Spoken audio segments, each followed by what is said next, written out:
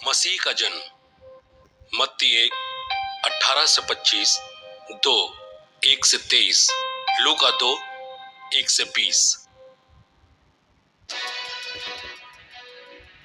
यीशु मसीह का जन्म इस प्रकार हुआ। उनकी माता मरियम की मंगनी यूसुफ से हुई थी, परंतु ऐसा हुआ कि उनके एक साथ रहने से पहले ही मरियम पवित्र आत्मा से गर्भवती हो गई। उनके पति यूसुफ चुपके से उनका परित्याग करने की सोच रहे थे, क्योंकि वो धर्मी थे और मरियम को बदनाम नहीं करना चाहते थे। वो इस पर विचार कर ही रहे थे कि उन्हें स्वप्न में प्रभु का दूत ये कहते दिखाई दिया, यूसुफ, दाऊद की संतान, अपनी पत्नी मरियम को अपने यहाँ लाने से ना डरें, क्योंकि उनके गर्भ में जो हैं वो पवित्र आत्मा से हैं। वो पुत्र को जन्म देंगी और आप उनका नाम ईसा रखेंगे, क्योंकि वो अपने लोगों को उनके पापों से मुक्त करेंगे। ये सब इसलिए हुआ कि नबी के मुख से प्रभु ने जो कहा था वो पूरा हो जाए। देखो, एक कुंवारी गर्भवती होगी और पुत्र को जन्म देगी और उसका नाम इमानुएल रखा जाएगा, जिसका अर्थ है ईश्वर हमारे साथ है। यूसुफ नींद से उठकर प्रभु के दूत की आज्ञा अनुसार अपनी पत्नी को अपने यहाँ ले आए। यूसुफ का उनसे तब तक संसर्ग नहीं हुआ जब तक उन्होंने पुत्र को जन्म नहीं दे दिया, और यूसुफ ने उसका नाम यीशु रखा। उन दिनों कैसर अगस्तुस ने राजाज्ञा निकाली कि सारे राज्य की जनगणना की जाए। यह पहली जनगणना थी और उस समय क्विरिनियुस सीरिया के राज्यपाल थे। सब लोग नाम लिखवाने के लिए अपने अपने नगर जाने लगे। यूसुफ दाऊद के घराने और वंश के थे, इसलिए वो गलील के नासरत से यहूदा में दाऊद के नगर बैतलहम गए, जिससे वो अपनी गर्भवती पत्नी मरियम के साथ नाम लिखवाएं। वे वहीं थे तब मरियम के गर्भ के दिन पूरे हो गए और उन्होंने अपने पहिलौठे पुत्र को जन्म दिया और उसे कपड़ों में लपेटकर चरनी में लिटा दिया, क्योंकि उनके लिए सराय में जगह नहीं थी। उस प्रांत में चरवाहे खेतों में रहा करते थे। वे रात को अपने झुंड पर पहरा देते थे। प्रभु का दूत उनके पास आकर खड़ा हो गया। ईश्वर की महिमा उनके चारों ओर चमक उठी और वे बहुत अधिक डर गए। स्वर्गदूत ने उनसे कहा, डरिए नहीं, देखिए, मैं आप सभी लोगों को बड़े आनंद का सुसमाचार सुनाता हूं। आज दाऊद के नगर में आपके मुक्तिदाता प्रभु मसीह का जन्म हुआ है। आप लोगों के लिए पहचान ये होगी कि आप एक बालक को कपड़ों में लिपटा हुआ और चरनी में लेटा हुआ पाएंगे।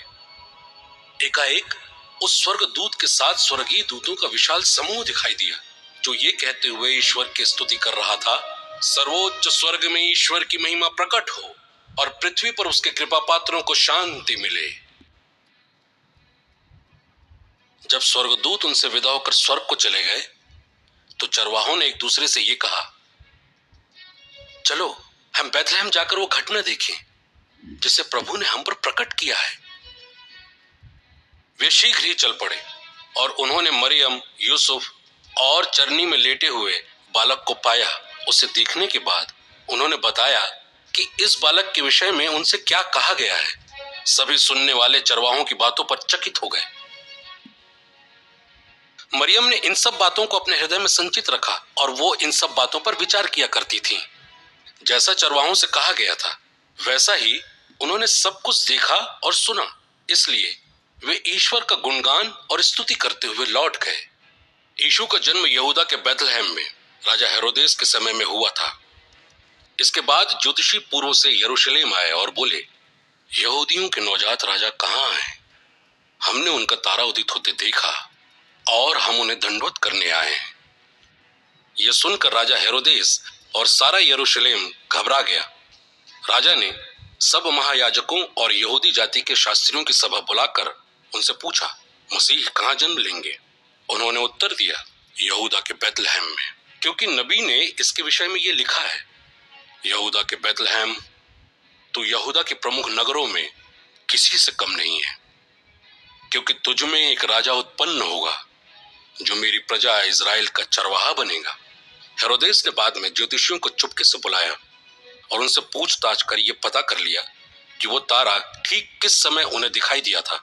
फिर उसने उन्हें बैतलहम भेजते हुए कहा, जाइए, जाकर बालक का ठीक ठीक पता लगाइए और उसे पाने पर मुझे खबर दीजिए, ताकि मैं भी जाकर उसे दंडवत करूं। वे राजा की बात मानकर चल दिए।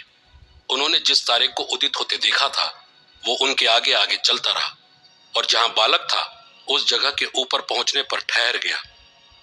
वे तारा देखकर बहुत आनंदित हुए। घर में प्रवेश कर उन्होंने बालक को उसकी माता मरियम के साथ देखा और उसे झुककर प्रणाम किया। फिर अपना अपना संदूक खोलकर उन्होंने सोना, लोबान और गंधरस की भेंट चढ़ाई। उन्हें स्वप्न में यह चेतावनी मिली कि वे हेरोदेस के पास नहीं लौटें, इसलिए वे दूसरे रास्ते से अपने देश चले गए। उनके जाने के बाद प्रभु का दूत यूसुफ को स्वप्न में दिखाई दिया और बोला, उठिए, बालक और उसकी माता को लेकर मिस्र देश भाग जाइए। जब तक मैं आपसे न कहूं वहीं रहिए, क्योंकि हेरोदेस बालक को मरवा डालने के लिए ढूंढ रहा है। यूसुफ उठे और उसी रात बालक और उसकी माता को लेकर मिस्र देश को चल दिए। वो हेरोदेस की मृत्यु तक वहीं रहे, जिससे नबी के मुख से प्रभु ने जो कहा था वो पूरा हो जाए, मैंने अपने पुत्र को मिस्र से बुलाया। हेरोदेस को यह देखकर बहुत क्रोध आया कि ज्योतिषियों ने मुझे धोखा दिया है। उसने सैनिकों को भेजा और ज्योतिषियों से ज्ञात समय के अनुसार बैतलहम और आसपास के उन सभी बालकों को मरवा डाला जो 2 बरस के या उससे छोटे थे। तब नबी यिर्मयाह का यह कथन पूरा हुआ, रामाह में रुदन और विलाप सुनाई दिया। राहेल अपने बच्चों के लिए रो रही है और अपने आंसू किसी को पोंछने नहीं देती, क्योंकि वे अब नहीं रहे।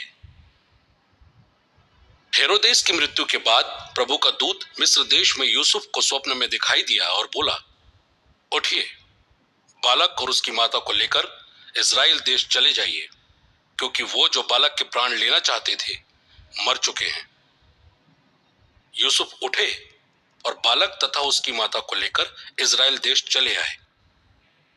उन्होंने सुना कि अरखिलाउस अपने पिता के स्थान पर यहूदा में राज करता है, इसलिए उन्हें वहां जाने से डर लगा और स्वप्न में चेतावनी पाकर वो गलील चले गए। वहां वो नासरत नामक नगर में जा बसे। इस प्रकार नबियों का ये कथन पूरा हुआ, वो नासरी कहलाएगा।